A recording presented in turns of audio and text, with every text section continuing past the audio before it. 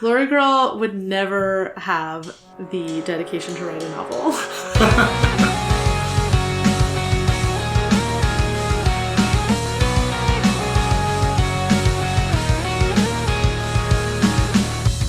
Welcome to Inchworm, the podcast in which we are inching through Worm. I'm Jenny. And I'm Ted. And today we read our second interlude, and it was great! Yes, yes. The whole world has just been blown wide open. We have so much more information. This was a really exciting one. It's another, just you saying that made me realize it's another great interlude that mixes super compelling character work with exposition. Yes, and the this time in interludes the are form really effective of an for interrogation. exposition. Yeah. Last interlude was in the form of a TV broadcast. Yeah, we've actually gotten a lot of exposition from Taylor, but it would be unreasonable to expect her to give us the whole history of capes and all of the gangs in Brockton Bay. This is such a nice way to do it. Yeah.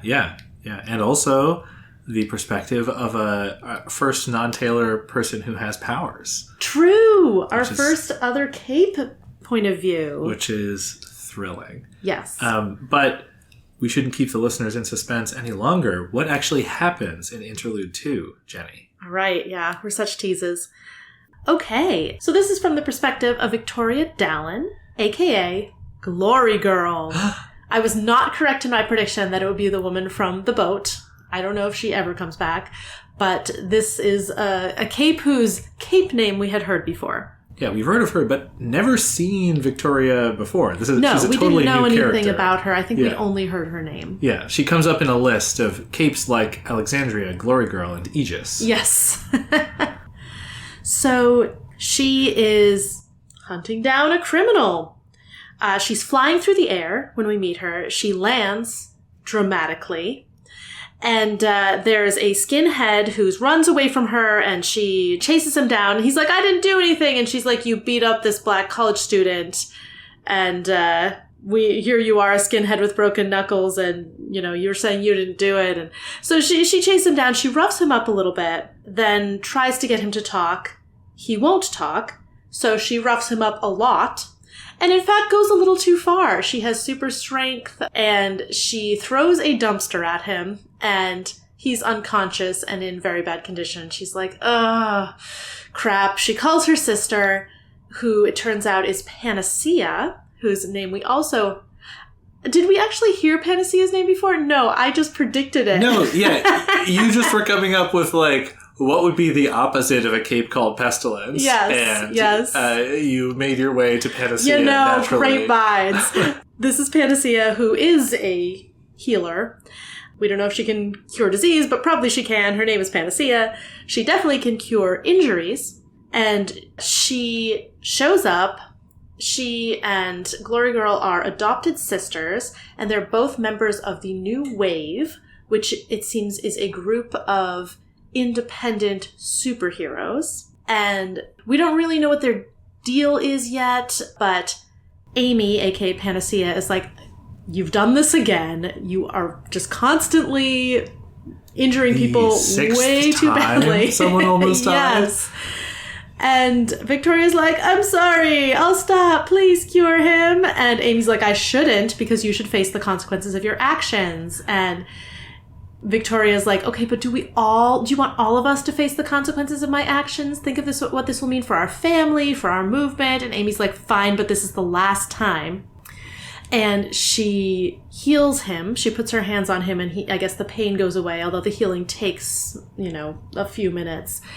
And Glory Girl, Victoria, is like, all right, so you're going to talk now, or am I going to have my sister stop healing you? And he agrees to talk and fills her in on the situation with Empire 88, his gang of supervillains, and their power struggles with a bunch of other gangs. It seems like there's a power struggle that's going to happen over the docks, which was ABB territory, and now ABB is weakened because Lung is in Lung is in custody.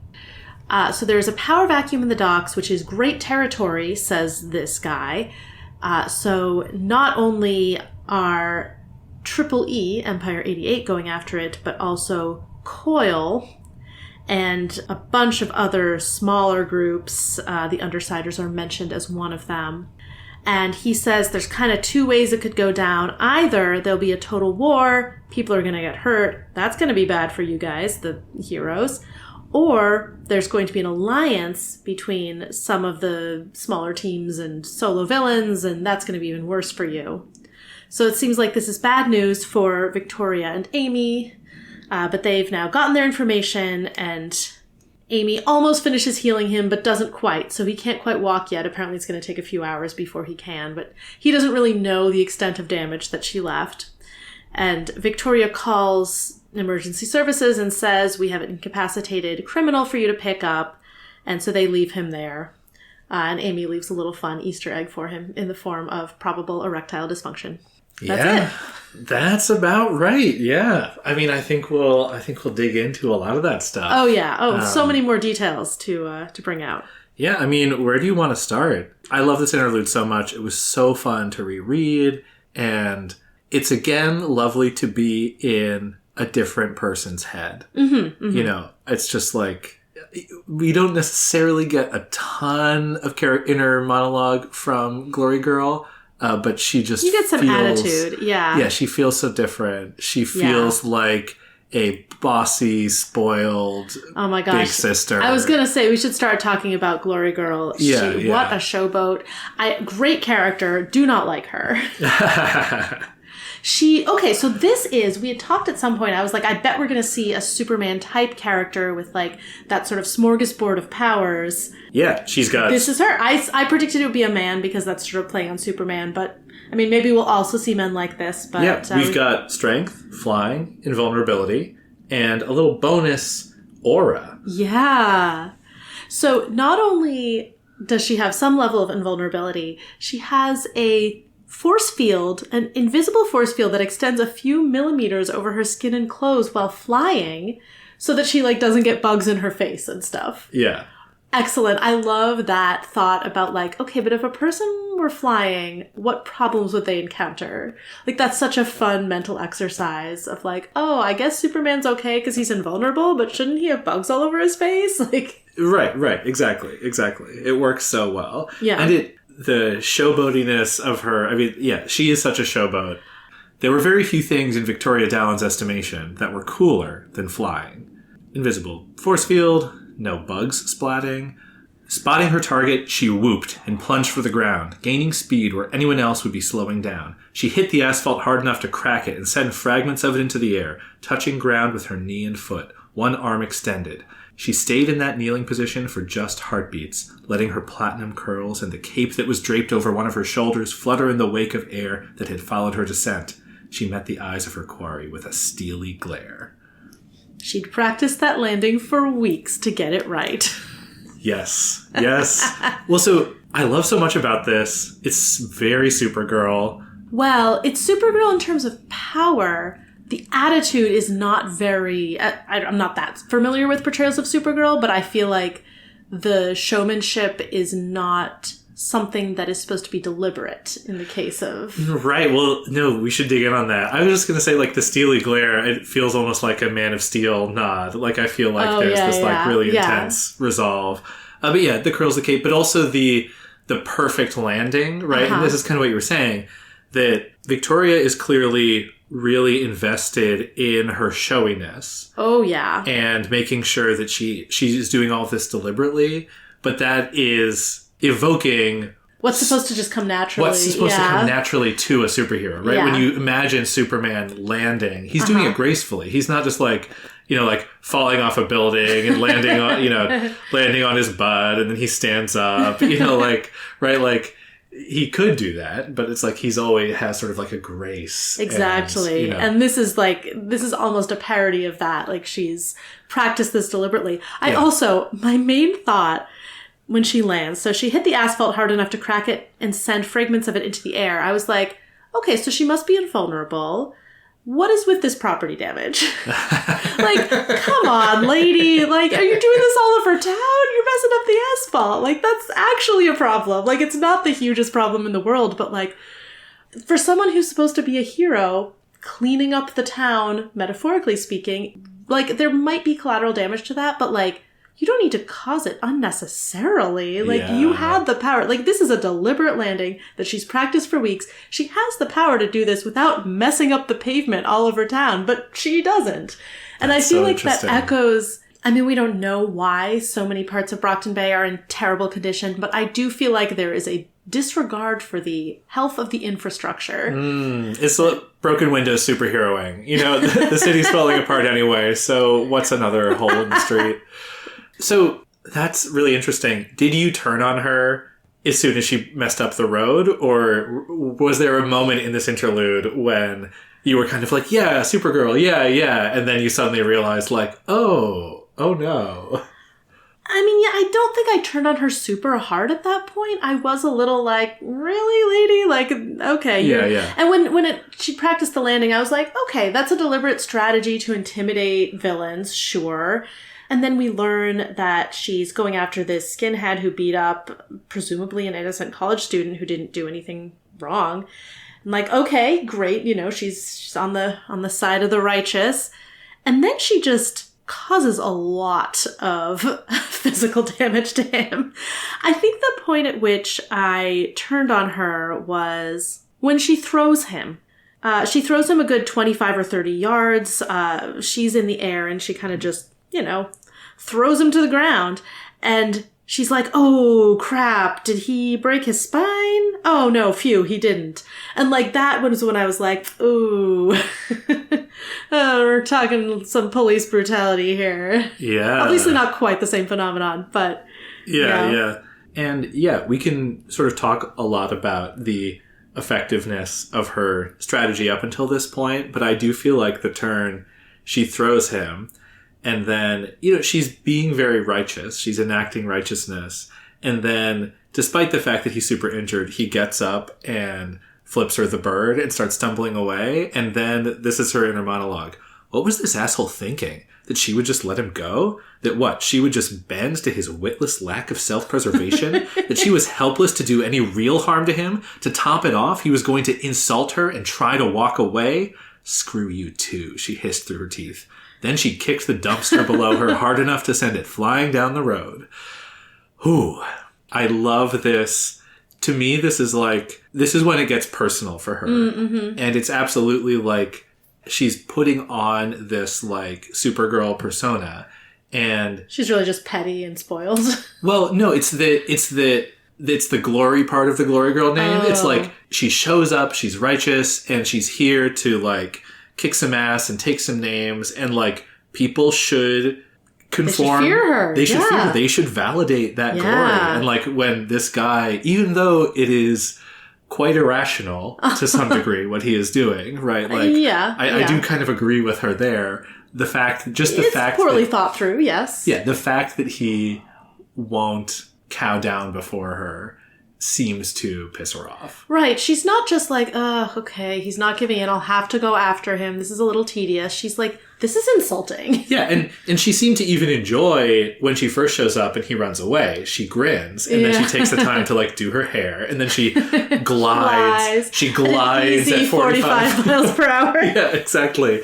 And then she does the whole monologue where she righteously proclaims like, these are all of the things that you did. This is awful. And I completely take this as read that he's a racist, violent, he does seem to be terrible. Skinhead scumbag. Yeah. Like, he's awful. Great choice by Wildbow to set up the vigilante justice thing where it's like, we have no sympathy for him on the merits. None. Right? Yeah. So it's you get that a little bit of friction. This is not an ambiguous situation. Yeah, nobody reading this is like, well, why didn't she read him his rights as soon as she, settled down? Right? It's like, no, he's a Nazi. Okay. Yeah. Of course, right? Yeah, and you should kick dumpsters on Nazis. Yes, absolutely. But it's very deliberate that this vigilante justice, and again, we haven't seen the government capes in action really. No, true. Right. So like, this is clearly some other kind of arrangement. It's very deliberate that we see them for the first time. abusing their power, right? And, the victims are not sympathetic because... It would be too easy if it were a sympathetic victim, and then you just hate the vigilante capes. And now it's a little more complicated. It's like, what she's doing is valuable work, outcome-wise. Yeah, and it's also... And it's like kick a dumpster at a Nazi, I'm not going to lose sleep over it. Were the other 6 people that she almost killed all Empire 88 goons, right? Like... Unclear. I feel like the thing where she kicks the dumpster, my read on her character there, it's not that she has a completely uncontrollable temper. Like, you didn't get the sense that, like, she's just, like, billowing over with anger. It's more like she's like a kid stomping her foot. She just doesn't have any regard for what effect it has on people. I think that's a great read. She really, in my mind, she is Sharpay Evans from High School Musical. Oh, well, tell me more. Sharpay is like the blonde, kind of spoiled brat type who always gets the lead in the musical and is really mad when the main characters come in because they aren't part of the musical clique. Yeah. And just like in terms of mannerisms, I'm picturing Sharpay. Obviously, Sharpay doesn't have this level of brutality. Right. Yeah, and I think you are right on that she's kind of having a little tantrum and it goes too far. I think that connecting it to some of the other powers discussion we've had, like, she's a loaded gun, and she does not have the same restraint that certainly that Taylor has, or even that Amy seems to. I think when we start talking about her power, right? Like, Amy was much more sympathetic. I liked Amy a lot. Right, but Amy and Taylor both have, like, the sort of, like, rules about using their powers and stuff. Mm-hmm. And Victoria seems much more, like... Ungoverned. Yeah. And not in a sadistic way, but in a way that she's never faced a hard no in her life, who right? Could ever enforce anything over her? Yeah. Who can hold a boundary against someone with all the powers? And she has this aura that makes people, like, admire and respect her. Yes. Well, I want to read the bit about the aura so we can say exactly what's going on here. She turned up her power another notch. This is when she's first trying to intimidate the goon. Her body thrummed with current, waves of energy that anyone in her presence would experience as an emotional charge of awe and admiration. For those with a reason to be afraid of her, it would be a feeling of raw intimidation instead. Nice. So cool. Uh-huh. I love it. But yeah, so of course, it makes sense that everyone would treat her this way. Whether you like her or not, you are, moved by her very presence, right? Although when Amy shows up, she's trying to convince Amy to heal this guy. And Amy's like, don't use your power on me. I'm immune through exposure. I was my God. That's actually great if that's true. Like, thank goodness it's possible to become immune because we need people to stand up to this girl. Yeah. She's going to be a big problem. The Amy's line, this is just delightful writing from Wildbow. And stop trying to use your freaking power to make me all squee over how amazing you are. Doesn't work. I've been exposed so long, I'm immune. And then Victoria says, I'm not using my power, dumbass. I'm hugging my sister. My awesome, caring, and merciful sister. Dialogue is so good. It's great. It's great. Well, you were just saying they're going to be a problem, or you were saying... Oh, yeah, I was saying that Glory Girl's going to be a problem just because she does seem uncontainable. And she doesn't seem like someone with good strategic thinking, which does limit her impact. But she is someone who wants to get her way and can just create chaos when she wants to, isn't going to think through the consequences of her actions, even in her own self-interest. She's basically Trump, but fortunately she's not president. Interesting. Personality-wise, not in terms of views. Yeah, that feels really harsh to me. Admittedly, this is not the last time we see Glory Girl, so I don't want to inform your opinion. Maybe she's better than I'm saying she is. But I don't necessarily see her with the same kind of, like, narcissism or, like, lack of a grip on reality. That's probably true. Yeah. It feels... I do think, though, there is... narcissism, I'm not sure I agree with. Well, I want to say there's a correlation-causation question for sure, right? So, like, she's showy, but it seems possible that being showy and caring about the way she presents herself makes her aura more effective, right? It's like, is it that the power is reflecting her personality? More tactical, yeah. Or is it more that given that, the sort of like the more she seems like the ideal Supergirl, the more people bend to her will. Like if that's the way it works, then it's sort of like it could be feeding that part of her personality, right? Like I feel like it could go either way. And presumably, like Taylor, she wasn't born this way, right? That's true, so actually. It's like, that probably does if help. If she's a kid who always had a high-powered lawyer mom, she was probably getting her way. Like, she strikes me a lot more like maybe someone who was like Emma. Than, just really popular. Yeah.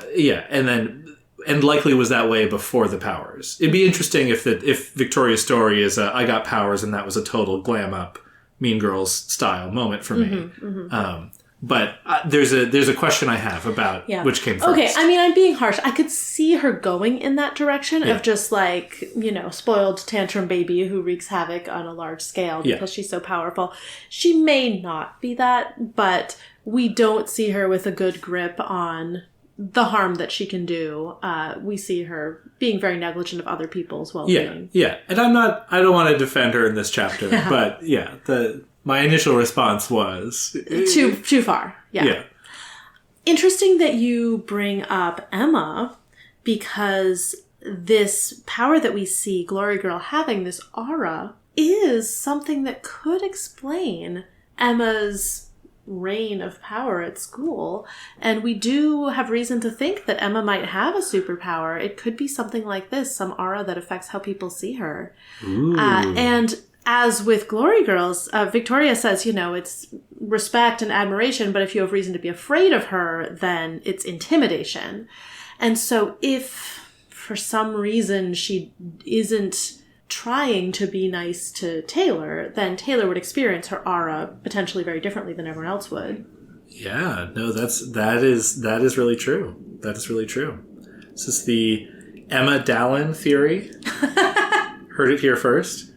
So speaking of the Dallins, so Amy and Victoria are adopted sisters. Their mother is Brandish, also Carol known Dallin. as Carol Dallin. Brandish. And I was like, oh, why are there so many superheroes in one family? And then I was like, oh, it's adopted. And like, oh, maybe this is a woman who adopts capes. Oh. Like capes who, for some reason, lost their own family. Like the Undersiders we saw, none of them seem to be with their families of origin. So maybe that's something that happens often with capes. That's interesting. Do you want a theory confirmation in this moment? Or no, I'm predicting. All right. Yeah. Perfect. So I don't know, maybe Victoria also isn't Carol's natural-born daughter, exactly, in which case she wasn't raised by the high-powered lawyer, before she got her powers. Right. But even if they are not blood-related, they have this family superhero team. Yes. So I don't know if New Wave is just a family thing, or if it's broader than that. But whether or not it's just a family in the blood family sense, it is a family in the, like, mafia logic sense. The way Victoria is like, oh, don't get me in trouble. Don't you care about the family? Like we are all in this together. Like, you got to cover for That's me. interesting, because I wasn't sure. out. I wasn't convinced that the family and New Wave were as synonymous when she was talking about them. It sounds like probably they are. Oh, interesting. Yeah, I guess I won't go into more detail. But it is true that there's this collective thing that she plays What on. she says is, this isn't just a team, Ames. We're a family. Oh. We're your family. Yeah, that's true. And she says, it fucks with our family, all of New Wave. So there is... That strikes me as really dysfunctional. Yeah. I also think whether or not they're all actually related, I do feel like a lot of superhero media focuses on the superhero family as like a central dynamic. And so it's interesting if maybe this is a take on that. Yeah. Right? Is Carol also a kind of Superman figure, right? Like we don't know her powers at all. Yeah. The other piece that we got about New Wave that I wanted to pick out is they don't have secret identities. Oh, yeah. Or at least they no longer have secret identities. Uh-huh. Because there's this little moment where again, Victoria feels undermined that Amy doesn't say, "Glory girl, I'm here," and she says, "What's up, Victoria?" You know, like, and we get a little bit of exposition that she's like, "No, call me Glory girl," in front, you know, like, and Amy's like, "What? No, everyone knows like Glory girl is Victoria Dallin. You know, like our identities are public." Yeah. Which we don't get any why or whatever, but that does seem to be something unique about them. So, one more thing about Glory Girl. I had posited in an earlier episode, and this already has kind of been disproven when we saw the rest of the Undersiders. I had talked about how when we saw Bitch and Taylor and Lung's powers, they were falling a little bit along some gendered lines where men's bodies get powerful, but women control other things that are powerful, or they, like Tattletale, have like sort of non-combat based powers. That didn't really hold up for Gru and Regent. Regent in particular controls other people's bodies, and it really doesn't hold up with these two. I mean, Panacea has more of a traditional, like, female-coded power. Glory Girl does not at all. Right. Glory Girl has the strength and the speed and the fighting. And right. So just wanted to flag that I feel like that division of powers along gendered lines is definitely not where the story is going. Yeah, yeah. Though I think to defend your sort of gender theory of powers, whether or not it holds up, like, I do think Glory Girl came to mind immediately as a counterexample when we had that discussion. Yeah. But I do think it is interesting to think about the way genders inform powers and vice versa. Oh, yeah. You know, and like we've only scratched the surface of characters we're going to meet, so it is interesting to think about. And Glory Girl is not... Her power isn't female-coded, but she's a very feminine that is true, yeah. character. And we've seen different levels of femininity in our female characters. She's a stereotype, you know, like you likened her to the High School Musical girl. Like at first impression, she's a type. She clicks into place. It's like, I know exactly who Victoria is. Yeah. But it does seem to me like Wildbow is very aware of gender dynamics in how he's kind of creating characters and superpowers. It seems to me like he's really trying to like not fall along stereotypical lines. Yeah. A couple of other things that feel Glory Girl specific, just maybe about her methods. She's playing the role of super cop in this scene, but she has no nuance to it. First of all, she doesn't seem to be bothered by like lack of actual evidence. There's no reason to think that this isn't the guy, right? But, you know, there's no sort of procedure here. But it is kind of circumstantial. It's very circumstantial, but she seems to see herself as like Jack Bauer from 24. This is like the most like coercive interrogation. It's like, you know, she's super strong. She's holding him, about to throw him across the alley, and it's like, you're going to tell me everything. And the narration calls out like, basically this guy has like such a bad personality that he can't be coerced in this way. Like he's just in the face of somebody so scary and something so scary, he totally shuts down into like fight mode, right? Yeah. Like he's not going to be cowed by this. But the principle of like, you're going to tell me everything that I want to hear about Empire 88, or I'm going to kick a dumpster over you. That's not a good interrogation technique. No. People are just going to lie to you. They're going to make stuff up. Like if this guy wasn't... And again, I don't think there's any reason necessarily to doubt the exposition we get later on. No, it's pretty convincing, yeah. Yeah, but like this is...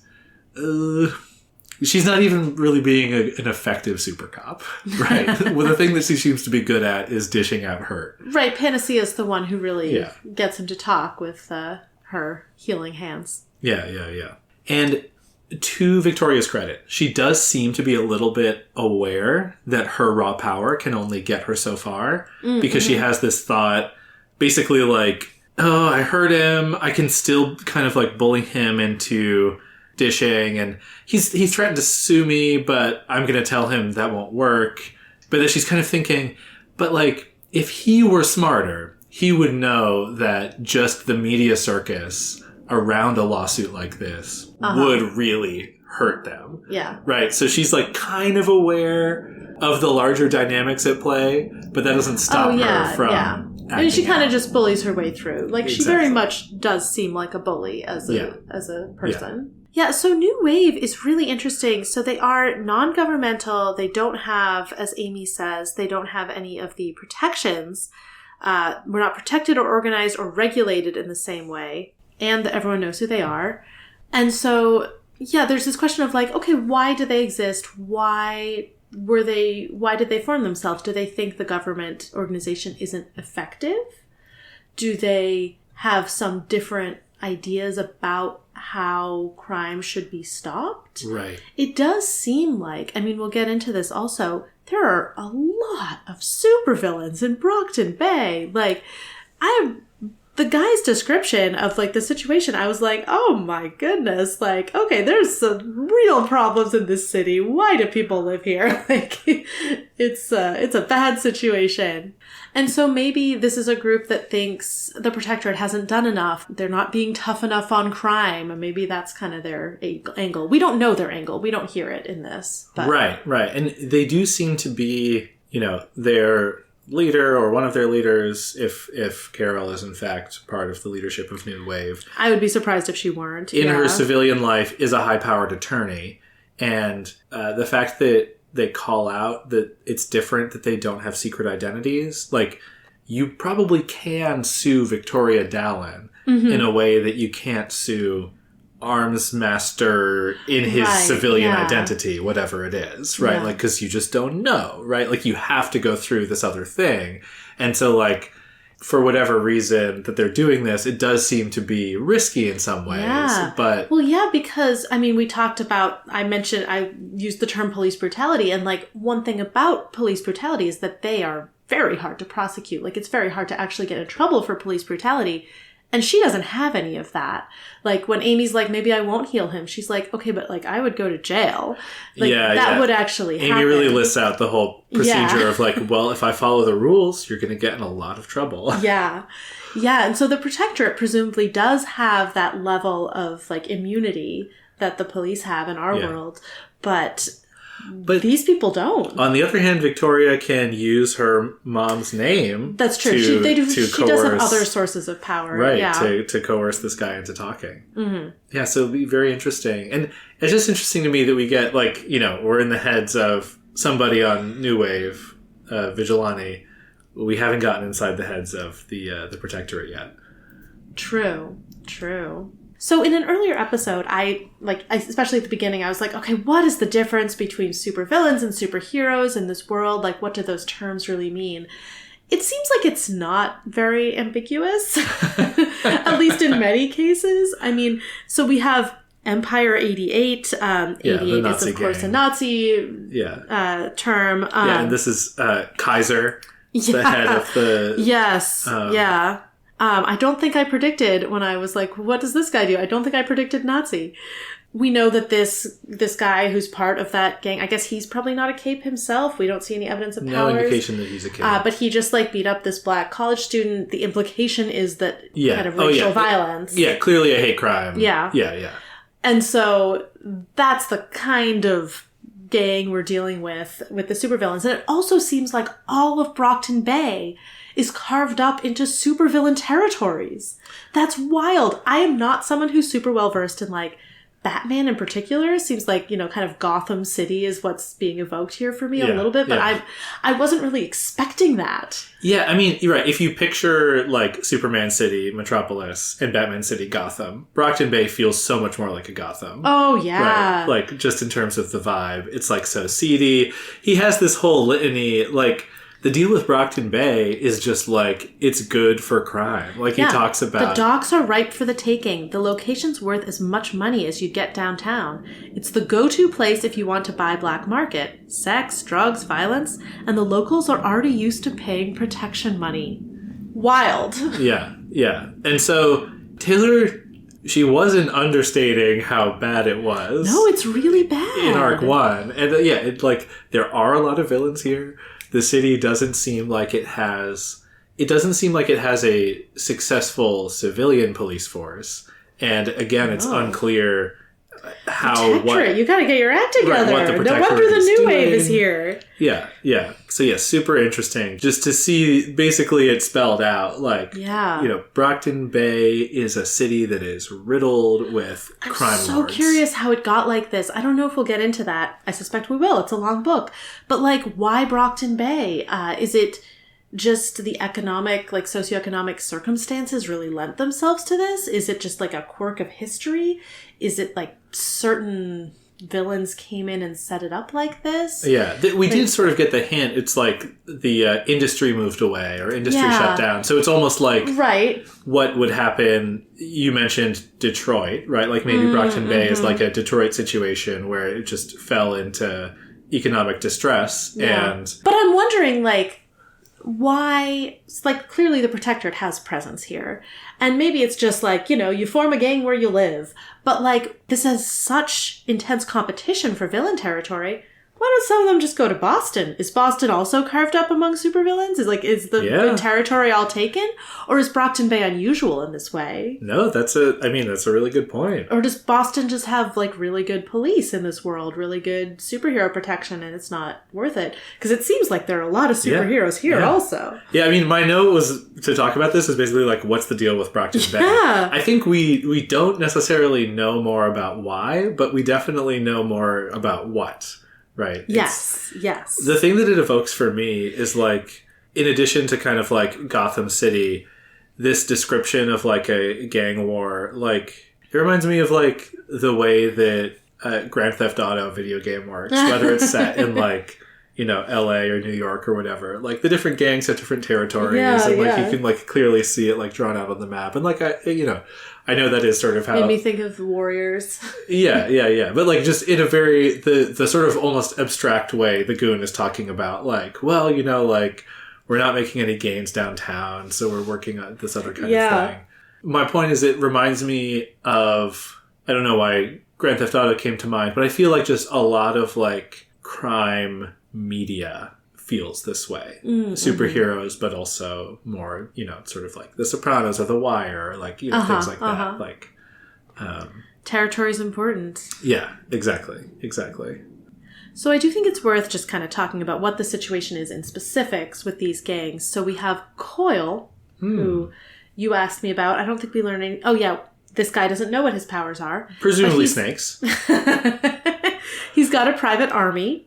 They have really good armor. They have machine guns with lasers that can, like, cut through. So if, like, you take cover, the laser will cut through the cover and then just kill you. Yeah. And to clarify, I don't think they said Coil was trying to encroach on the docks. Coil and Empire 88 are fighting over downtown. And that isn't going well. And so Empire 88 is looking to go after the docks now. Coil's going to stick his thumb in just to spite us, Empire 88 says. Right. So he is going to go after the docks a little bit. But mostly, you're right, he has the downtown. But yeah, Coil, I mean, this like mercenary army of super soldiers. Right. Very different type of crime lord than Loong.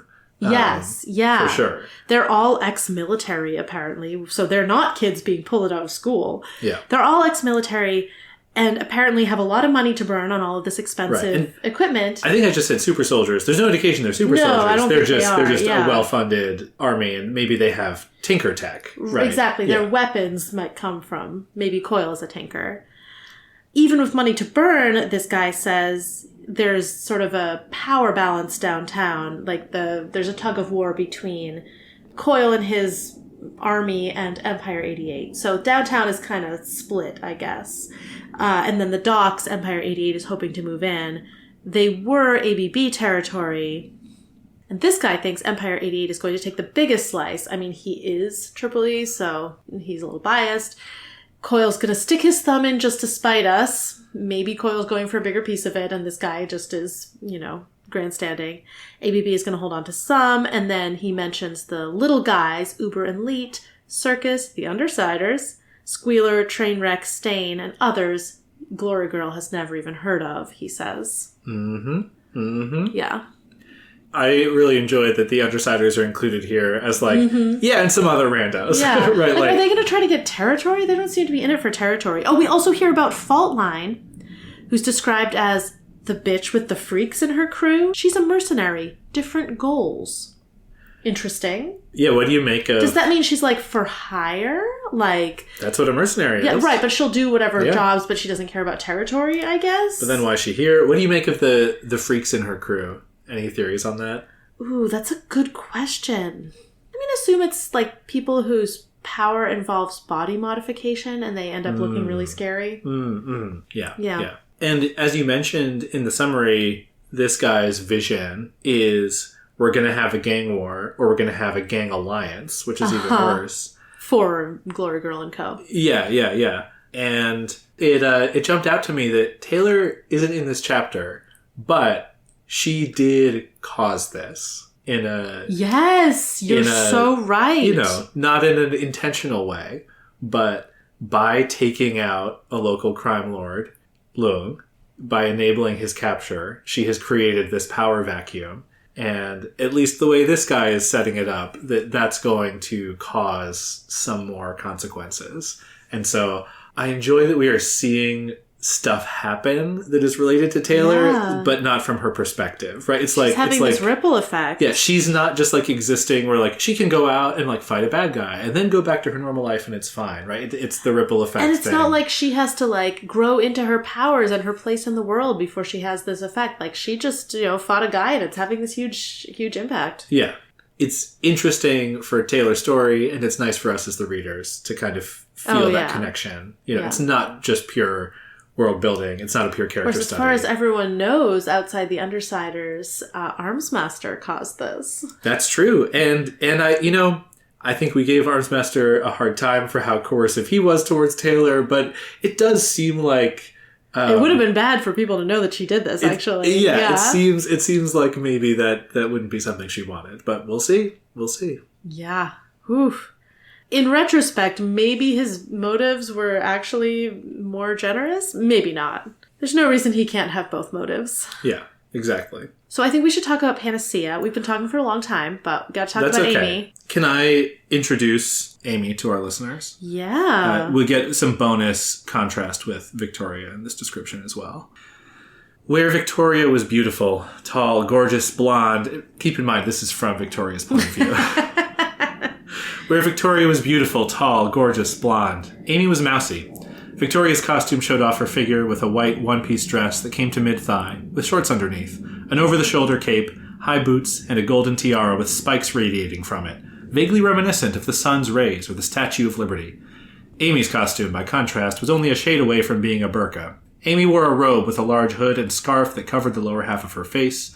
The robe was alabaster white and had a medic's red cross on the chest and the back. And then we later learn she has brown frizzy hair and a face with freckles spaced evenly across it.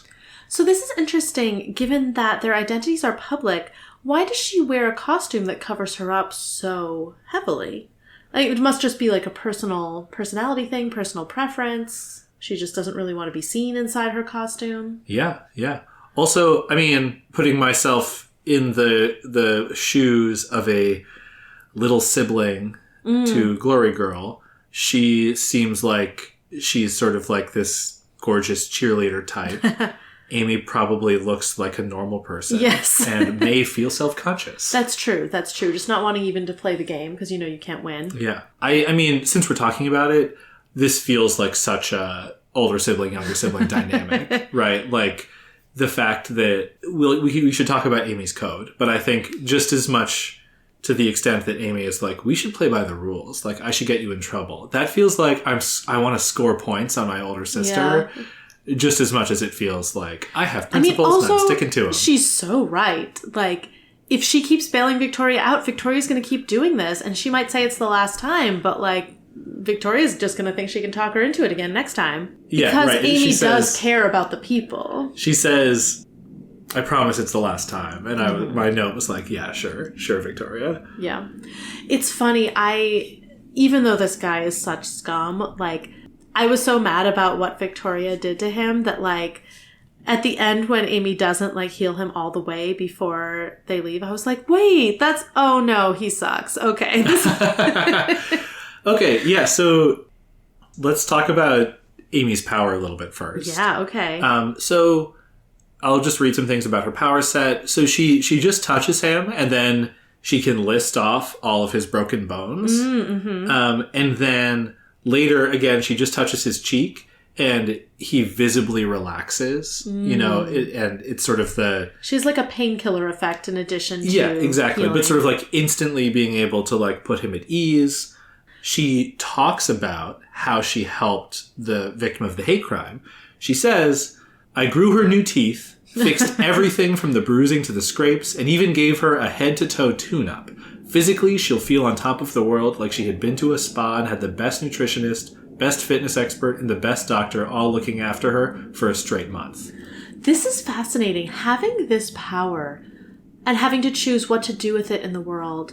Like, you cannot possibly heal everyone in the world, but I bet Amy feels guilty about all the people she's not healing all the time. Yeah. And I mean, like, wouldn't you? Yeah. What a burden. You're like, any person that I find, like people who are going to die of cancer in 6 months, I could just touch them and they'd be fine. Like, how would you apportion your power? Like, you are uniquely able to do this. Like, there's probably almost no one else in the world who can do this level of healing. Does she do like an hour a day in a hospital? Like, does she not even try because it's too overwhelming and she just does this sort of vigilante justice stuff? That's also, it's an interesting, we talked about how Glory Girl is a Supergirl send-up.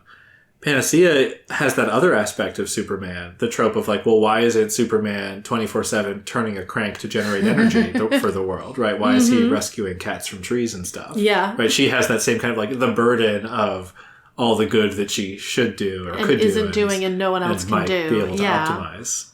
That's really interesting. How does she live a life as a person while having this power that could do so much more than anything else she does with her time? Yeah, yeah.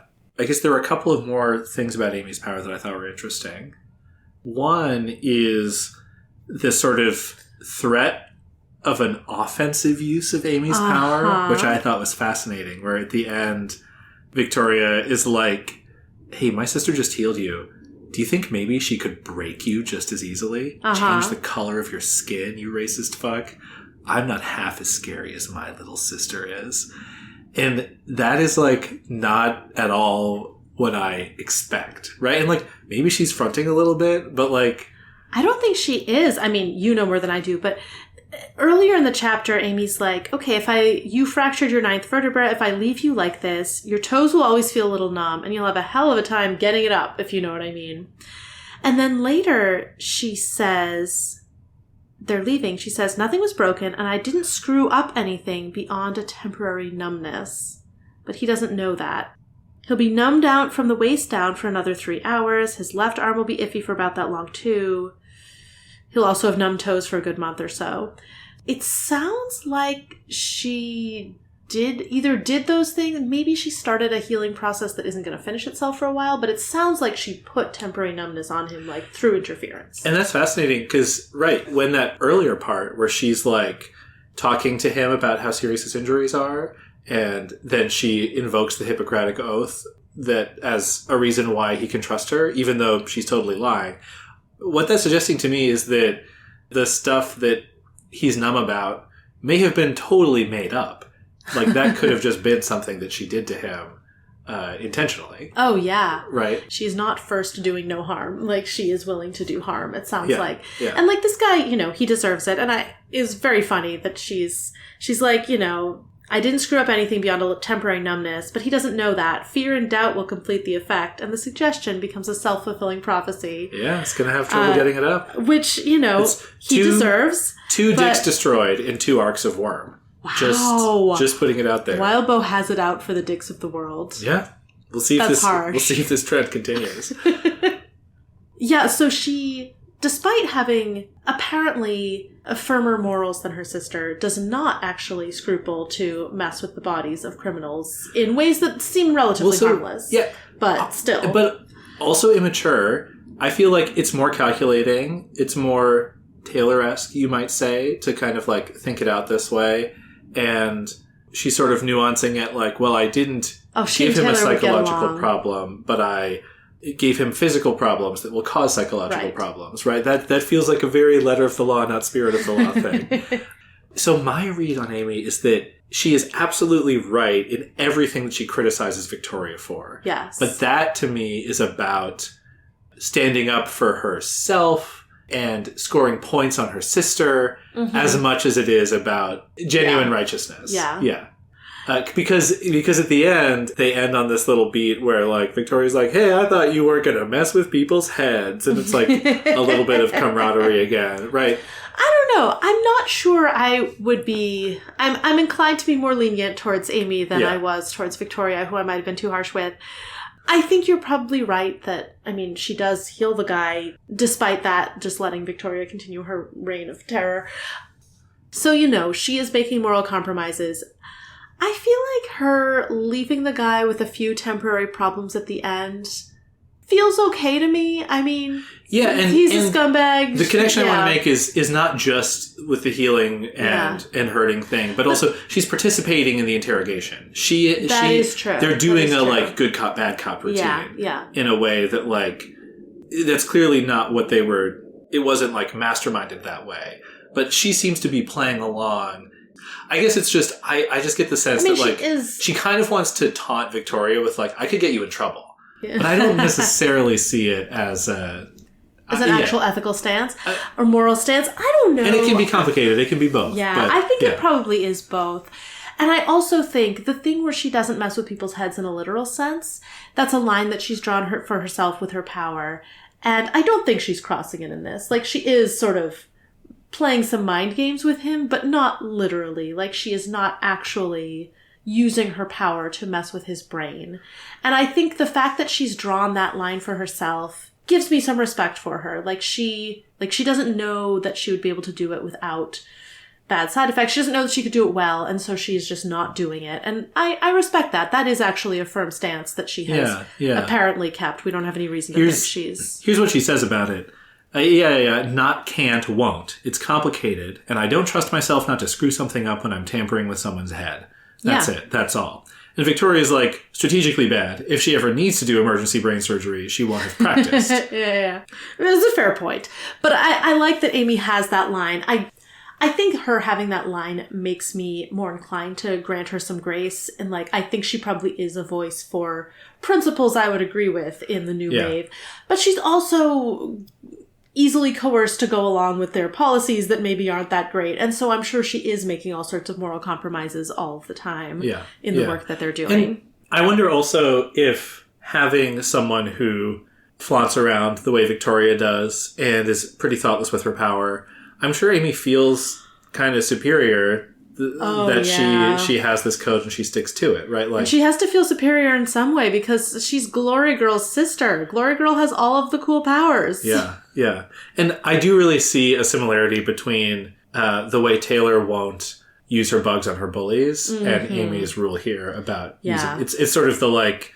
I don't know that I could do it in a way that didn't really hurt people. Yeah. It's they're more aware that they're a loaded gun than Victoria is. Right, she's so cavalier with her power. Yeah. Victoria is such a good name for Glory Girl also. It's just, like the victorious, it's a very glorious name. Yes. I'm not sure if Amy as a name has any obvious significance to me. It is the little sister in Little Women, but I feel like Victoria is more of an Amy type than Amy is. Oh my God. Do you think Amy is going to burn Glory Girl's book? Glory Girl would never have the dedication to write a novel. She's too busy practicing her landings. Absolutely.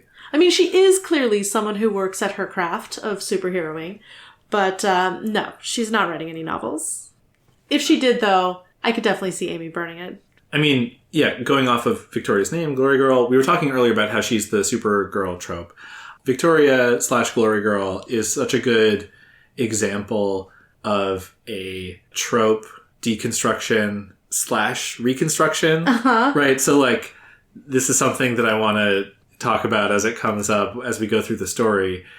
It's a deconstruction in the sense of, like, oh, here's Supergirl, but she kind of sucks, right? Like she reminds you of that, like, slightly stuck up, bossy, if not bullying, popular girl in school, right? Yeah. She's an Emma type, and we all know how much Emma sucks. Yes. So you get that contrast between sort of like Superman is like this great, heroic guy. She has all the same powers, but she does not seem to be capital G good in the same way. But what makes it, to me, like a reconstruction is this addition of the aura power, where it's like, it's not her innate goodness that makes people bow down to her, whether in awe or fear. Yeah. Like, it actually, that is innately part of her power, that she has this effect just by showing up, just by being there, just by being herself. People are like, oh my God, like, that's Glory Girl, and I'm going to feel one way about her. I love that it is both. Right. It's like giving you the contrast that lets you think critically about the trope, but also like making the superpowers like nuanced enough to kind of like explain, like, why do these people, these sort of like amazing, like perfect, like flying Superman type people, like, well, why do they exist? Well, what if there's a power that explained that? Yeah. I really love that about this interlude. I'm now thinking more about Emma. The big question for me with Emma is, why did she stop being friends with Taylor? Yeah. And I don't think a Glory Girl type aura power would do that. It's possible that her power isn't directly the reason why she stopped being friends with Taylor, that there was some event that caused both. But I'm leaning more towards some sort of mind reading power.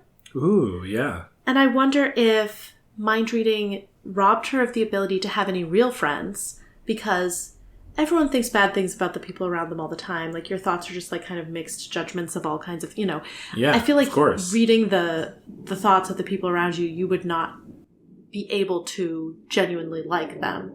Yeah, and if anyone could read Taylor's mind, like if her father could read Taylor's mind, or like something, like the way that Taylor like describes her dad as like a balding beanpole, I don't think Taylor would say that to him. No, but she thinks it. Right. There's nothing wrong with the fact that Taylor thinks that. It's just that's how people are. And Emma's friendship with Taylor was real. It was based on them liking each other. If she suddenly can read minds and then can't really like anyone, then she's only going to want to be friends with people that she disdains anyway. Fascinating. I love this angle. And Emma predictions are fair game at any time. Thank you. Yeah. Should we do other predictions, or are there more things that we want to say about this? I guess we probably sort of implied this, but I just want to make it clear. Victoria coerces Amy the exact same way she tries to coerce this Nazi scum. Right? Like the whole thing where she's leaning on her super hard to get her to do what she wants. Right? Yeah. Like, I mean, different methods, but yes. Right, but that is the through line. And those are the two sides of her power. Right? Yeah. You're in awe of her or you're scared of her. Yeah. But she gets her way. Yeah, well, she doesn't use awe for Amy. She uses sort of the levers in their shared life, but yes. Well, yeah, right. And Amy sort of says, no, it doesn't. Stop trying to use your power on me. She does use flattery. Exactly. Okay, here's a question, an open-ended question. How do you think Amy feels hearing Victoria threaten the guy with Amy's power and saying, I'm not half as scary as my little sister? I bet Amy feels really good about that, but feels like she shouldn't feel good about it.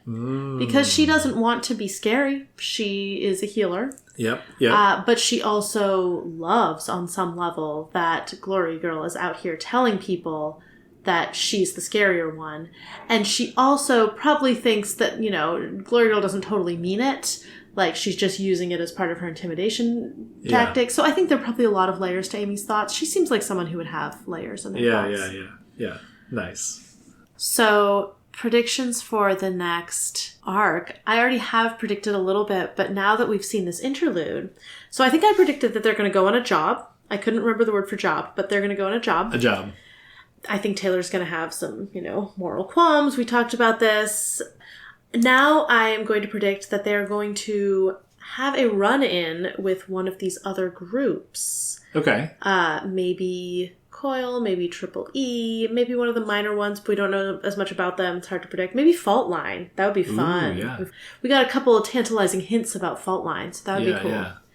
Because I think this territory battle is going to become a bigger part of the plot. That's nice. What this chapter is pointing towards. Ooh, it would be so much fun if they run into the New Wave also. If, the New Wave tries to stop them. And we get to see Taylor go up against Glory Girl. Ooh. We already know Glory Girl is impervious to bugs. I know. Some foreshadowing. Oh. Bug splatter. First paragraph foreshadowing. I love it. I bet Gru's power works well on Glory Girl. Yeah, I was about to sort of say, how would Glory Girl fare against the Undersiders? Ooh, yes. Okay, each of them. I mean, Tattletale definitely knows a lot about her powers. That doesn't necessarily help them fight them. It might help them resist the sort of aura of intimidation if they just know it's there. Yeah. I think that Gru's powers would be very effective. Yep. I don't know how widespread he can make it. Like, she flies really fast, but, like, she doesn't... Maybe she will just, like, fly in a random direction. But, like, if she can't operate in the area that's important, like, that's going to really matter. She doesn't seem to have enhanced senses. Regent's power, we don't really know how powerful it is yet. It certainly could make her stumble, but, like, that's not really going to hurt her, and I don't know that she'd be doing anything delicate enough that it would really make a difference. Yeah. And they're not going to be trying to get into a physical fight with her. Maybe he could make some of her blows falter if she's trying to beat them up. Right. So that could work, yeah. Right. The dogs, oh, that would be fun. Yeah, she could really do some damage to the dogs, but I think the size of those monsters makes me think that they could... maybe not hold their own, but at least put up a fight. Yeah. What about versus Taylor? I think Glory Girl is going to be a really tough one for Taylor to face because she does have that, like, millimeter thick force field. Like, she just can't really be attacked by bugs. I think Taylor would just have to... Yeah, I think if she's operating alone, there's probably not that much for Taylor to do, except maybe create a swarm so she can't really see them, I guess. Nice. If she's there with other people, Taylor would just have to focus on other people. Maybe the force field's only when she's flying, but that doesn't just really make sense. Yeah, I think there's not much Taylor could do. And while we're talking just who would win, classic point of worm discourse, Glory Girl versus Loom. Ooh, okay. Well, at first, Glory Girl would do great, because Loom would still be powering up. I think as Loom gets more powerful, I do think he has flight. I doubt he can fly, like, what was it, like 80 miles per hour or whatever? Yeah. So probably she is faster. Because, like, dragons aren't necessarily, that's a really fast flight speed. And he also doesn't have any protection against bugs, though it probably wouldn't matter to his scales if he's flying fast. So I think she can outpace him. But assuming neither of them is trying to escape the other, that's not super relevant, and they could fight in the air. He does become very strong and perhaps something close to invulnerable as he is dragoned up. And he has fire, which she doesn't have, and we don't know that she's fireproof. We hear that the force field she has lets through, like, air to, like, billow through her hair, like, so she can breathe and stuff. Yeah. So I suspect fire could get through it, and we don't know what kind of invulnerability she has. It's possible the fire could do her some damage. It's possible the fire wouldn't do much and it would just be strength versus strength. Hard to say. Right. So it sounds like maybe, given enough time, Loom could fight her to a draw, give or take the fire. Right, yeah. Maybe the fire would let him win. But, like, we also don't really know... It's sort of comparing, different infinities, like super strength, invulnerability, like is one of them slightly more vulnerable than the other? Is one of them stronger than the other? It's really hard to say. No, yeah, absolutely. It would be interesting. We know that Loom's power kind of ramps up the longer he fights, and it only goes away when there are no enemies to fight. It would be fascinating if it sort of scales itself to the power of the enemy. If, like, you have this, if, like, maybe he would only get to, like, power level 100 versus Taylor, but, like, versus Glory Girl, he'd get to power level 150 or something. I don't think that's how his power works. I think it's just that he slowly transforms into a dragon, but I kind of like that implication of he has powers as long as there are enemies. Yeah. I love that. Yeah, I think that's a good place to call it. Sounds good. We'll come back for 3.1, Agitation, on Inchworm.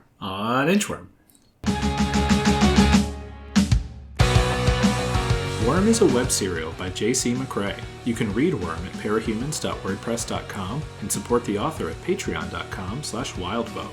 Follow us on Tumblr and Blue Sky at Inchworm Podcast, or find our Discord link and any other updates on inchwormpodcast.com.